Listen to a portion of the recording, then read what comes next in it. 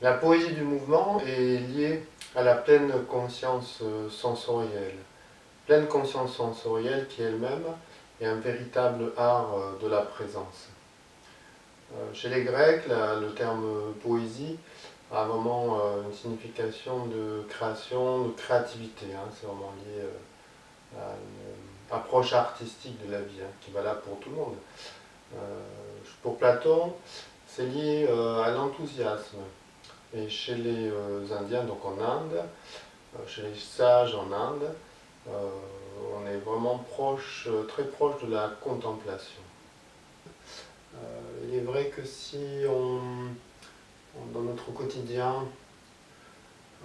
on est présent à ce qu'on fait, on peut vraiment devenir comme des artisans d'art de notre vie. On a souvent l'habitude d'une vie assez utilitariste, avec des choses à faire, très déterminées, des successions comme ça, de choses à réaliser dans notre journée. Et finalement, on ne prend pas le temps de vivre, quoi. On ne prend pas le temps d'être présent à nos actes. On ne prend pas le temps, par exemple, quand on boit son café ou son thé, autre chose le matin, vraiment de prendre le temps d'une douche ou du fait de marcher, comme on marche dans la rue. On ne prend pas le temps à toutes ces belles choses-là, en fait.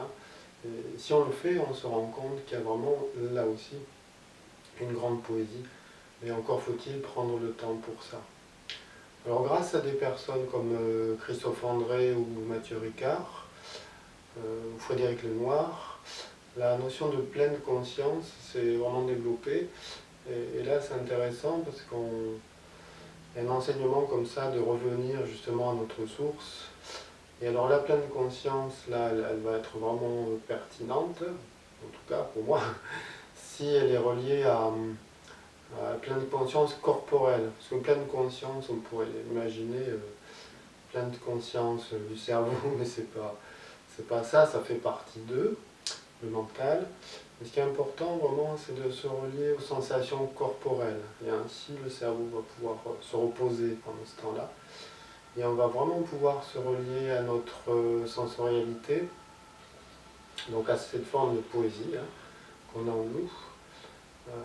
Sensorialité, par exemple, justement, quand je bois mon café le matin dans mon bol, je vais vraiment prendre le temps de le déguster, de le savourer, c'est-à-dire de sentir le contact sur les lèvres de la céramique, de la matière, de sentir la chaleur aussi dans ma gorge, le goût, voilà, de sentir après à l'intérieur de moi ce qui se passe.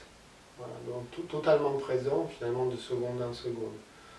De la même façon, quand je prends ma douche, que je prends la douche, je sentir l'eau qui coule, la chaleur de l'eau, le massage qui se fait avec le savon. Voilà, donc le son aussi de l'eau qui coule.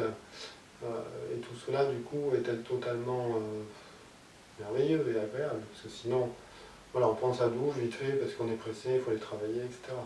Il vaut mieux se réveiller 5 minutes avant et puis prendre le temps de tout ça. Voilà. La nature aussi va nous aider, la nature qui n'est pas un objet, qui fait partie de nous, qu'on considère un peu trop comme un objet, va vraiment nous aider à nous relier à notre essence, à quelque chose de beaucoup plus fondamental et de beaucoup plus vaste.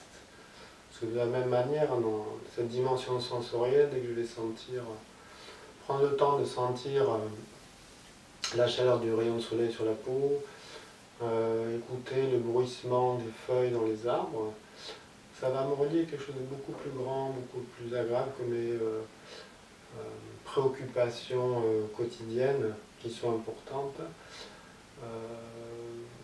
Mais au regard de ça, qui sont finalement, si on regarde bien, souvent assez dérisoires. Parce qu'on se fait prendre en fait par tout ça, au lieu de se relier à vraiment ce qui est primordial, ce qui est essentiel, c'est-à-dire notre soi, notre présence à l'instant. La respiration aussi.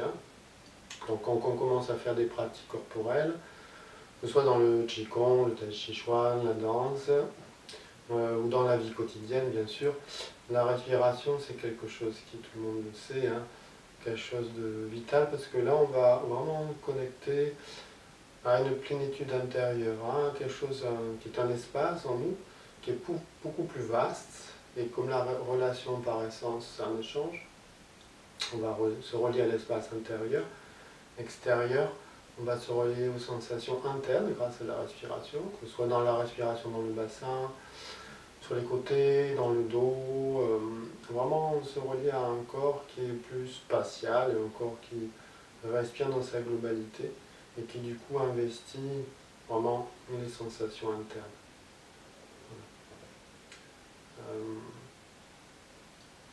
Alors c'est important aussi les temps d'écoute, les temps de silence, parce qu'étonnamment les temps de silence, c'est souvent les moments qui peuvent être les plus vivants, parce que dans ces temps de silence, on va vraiment aller dans déjà quelque chose qui se dépose, qui relâche un peu les mentales et l'agitation, et puis qui va pouvoir se relier justement au soi avec un grand S, quelque chose qui est beaucoup plus essentiel en nous, qui est notre nature profonde, qui est une nature qui n'est pas touchée par les problèmes du quotidien, qui reste pure en fait, hein, quand on revient à ça. Donc à partir de là, on va avoir une écoute des choses beaucoup plus profonde, beaucoup plus vaste et beaucoup plus intuitive. Et à partir de là, on peut tout à fait justement se relier aux sensations, aux perceptions. Hein. Donc la méditation, ce temps d'écoute, de silence, la lenteur aussi, comme dans les pratiques de Qigong, la lenteur c'est vraiment intéressant parce que du coup avec la lenteur, là on va pouvoir vraiment être dans l'écoute. Parce que dans la rapidité on n'a pas le temps, hein, c'est l'action et c'est bien aussi. Mais dans la rapidité c'est difficile d'écouter. Hein. Alors que dans la lenteur, tout de suite je vais sentir hein, mon bras qui descend, le poids, le frottement de l'air hein, ou la caresse de l'air sur la peau. Donc là, il y a quelque chose vraiment qui se met en route de quelque chose de très très très vivant, de très profond. De la même manière, hein, quand je marche dans la ville, cette poésie du mouvement, cet art de la présence peut vraiment se déployer dans n'importe où, et même dans les milieux urbains, parce que si je marche tout le temps, quand je vais être attentif à mon pas, qui se dépose, le contact avec le sol, hein, savoir si c'est un contact qui est rude ou qui est relâché, un corps qui se relâche.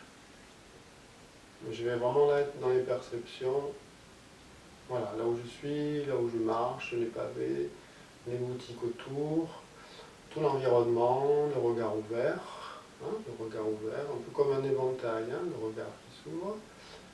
Voilà, pas un regard focalisé, figé, en fait, concentré, qui voit qu'une partie des choses, en fait. Mais un regard beaucoup plus vaste, qui ouvre les sensations, et qui, du coup, va me permettre d'être vraiment présent tout mon environnement, hein, tout l'environnement, les gens que je croise, les regards, le sourire aussi, hein, quelque chose qui se détend, et qui peut sourire un petit peu, voilà, au monde. Donc du coup, la poésie du mouvement, voilà, le corps bouge tout le temps, même quand je suis assis, hein, quand je crois que je suis figé, même en méditation. Le corps est tout le temps en mouvement. Hein. Et ainsi, comme ça, je laisse se déployer ce mouvement, et que ce soit dans le quotidien, ou pour des professionnels, pour des chorégraphes, ou pour des danseurs, ou les enseignants de Qigong comme moi. Voilà, le fait d'être dans ces sensations, ça va permettre d'aller beaucoup plus loin dans l'expression hein, corporelle, l'expression de notre être, hein, en fait, c'est plus que corporel, mais le corps est un vrai support. Ça va permettre d'aller beaucoup plus loin dans cette expression, quelque chose qui se lâche, qui devient spontané et qui est vraiment investi. Et ce fait d'investir ces sensations, d'être totalement dedans, ben, ça va faire qu'on est touché nous-mêmes par ça. Mais le fait d'être touché, nous, d'être complètement à l'intérieur de ce qui s'exprime, eh bien, ça va permettre aussi de toucher les gens. De toucher, ben, si c'est un spectacle hein, de danse, par exemple, de toucher les spectateurs.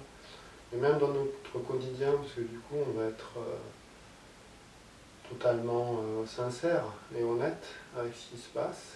Les choses seront un peu moins camouflées, mais pas forcément agressives du coup.